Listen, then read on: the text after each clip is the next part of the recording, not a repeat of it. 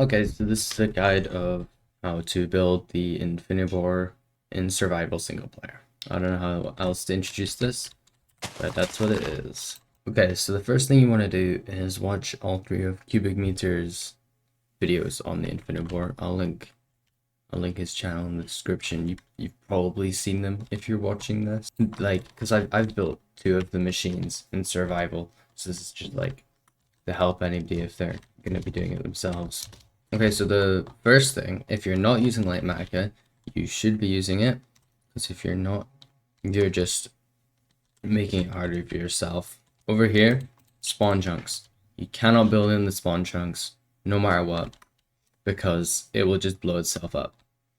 Reasoning for this is it'll always be loaded. This is the mini HUD mod, if you're wondering, that shows you this. The direction that will be it'll be firing will be in the direction that the scaffolding is facing, so it's gonna fire that way. If the scaffolding was on this side, then it would fire that way. It's probably best not to fire into spawn chunks just because of like lag and whatever. Another thing to note is if you put in chunk borders, this red square has to be in one of these chunks. So we just do that. So it needs to go 2 along and I want to say 6 that way. So 2, 6. We go to free cam. To check if this is aligned. I think it is. Yeah, so this is aligned. Okay, yeah, you can build it in survival right now, and then I'm just gonna paste it in like this. Now we have the Infinibore built and correctly aligned in a chunk. The older versions of the Infinibore needed to be aligned through subchunks, which are these dark blue lines, but with this one, you don't need to anymore. Another thing is through my testing, this does not work on anything earlier on 1.18. I do not know why. My thought process is it's these two powdered snow blocks, because they do some weird stuff with TNT, and I'm not sure if that changed in 1.18. As for building the actual thing, there's like certain spots that I had problems with. One of them was in this area, so there's like these here. So with redstone dust, you can have it when it's like not in a line, like this, like this. It can be in either this form or this form, and it actually depends. I don't know the differences, but it does make a difference on how it can power things. And like Micah is really funky about it, so you've got to go and manually check all of these. So you can see here, if I do that, it says at the top right, east side, north side, south side, west side. And then it said client, east none, north none, south none, west none. So you have to make sure client is the same as schematic. So then we right click it and it's fine.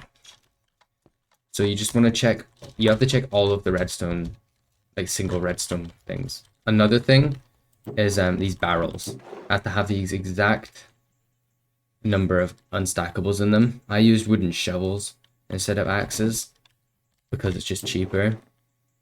I guess stone shovels are technically cheaper, but so these two both have the same amount. And there's one in here that has more, and then these shovels for that one. So there's a few more barrels in the machine. So there's those 3 there. I know there is some. There's this bit over here which has some storage blocks. So these 5 things you want to make sure are different to this block, so they cannot be the same type of block. Also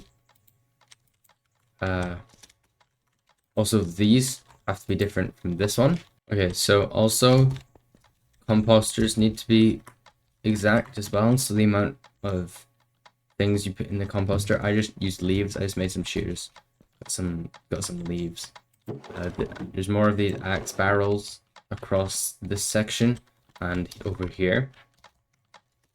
as well as, yeah, through here, there's more of them.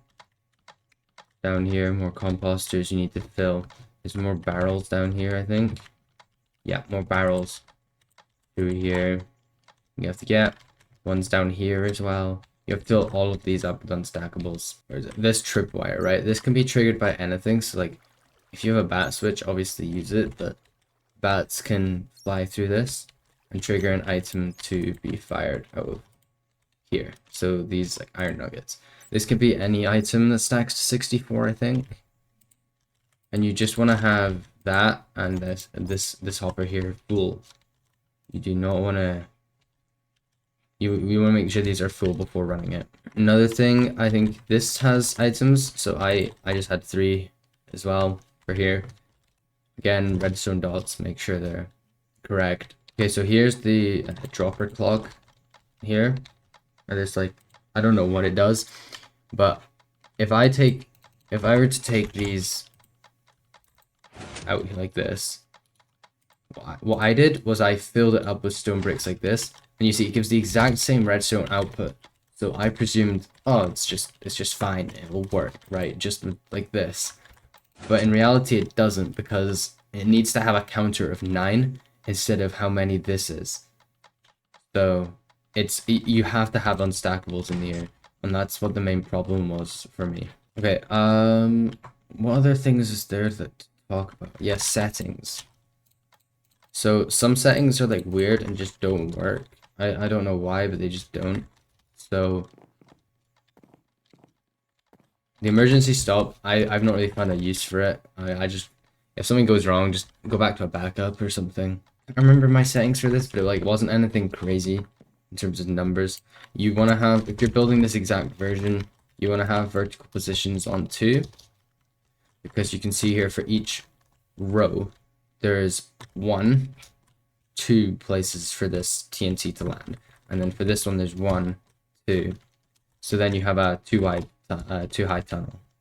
You could make this higher, but yeah. Conveyor length remainder. This is just like how many spaces, like how many of them lines there are, and this is just that as bulk. For this one, I found that 6 never worked and always made it blow up, so I went for 5. I don't know if it could work, but I'm not sure. Keep items. Obviously, if you want the items. If you don't want the items, make your pick. Keep items runs faster because it needs less TNT. Okay, so for running the machine, you just want to grab one of these items. This can also be any just normal item that stacks at 64. And then you just want to press this, and you don't actually need to run away like really quickly. It doesn't matter. It's not like there's 2 minecart things installed, so you can actually take as long as you want getting to where you need to be.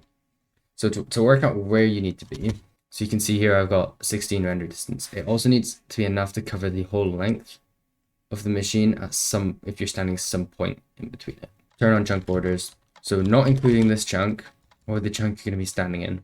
There needs to be 16 chunks in between them. So 1, this is chunk number 1, 2, 3, 4, 5, 6, 7, 8, 9, 10, 11, 12, 13, 14, 15, 16. And you will see, if I get this done correctly, stand here. The moment that I go past this chunk, everything's gonna start moving. And now you can't log off until it's done. Yeah. So I'll just stand here and speed things up until it finishes.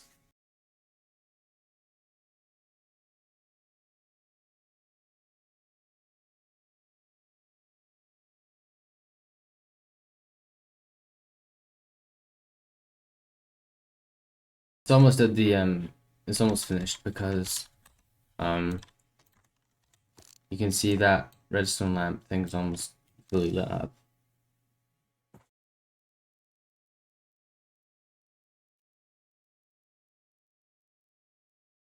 So if we load everything back in,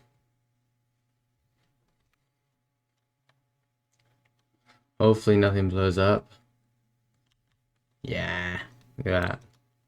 So obviously it doesn't look like a lot because the TNT was a bit higher up, but you can see it did do something. And like all the items are here to prove it. Also, there's really no reason for you to be building the other version of the Infinibore that I built before, because this version is just better in every way possible. So you're just wasting your time.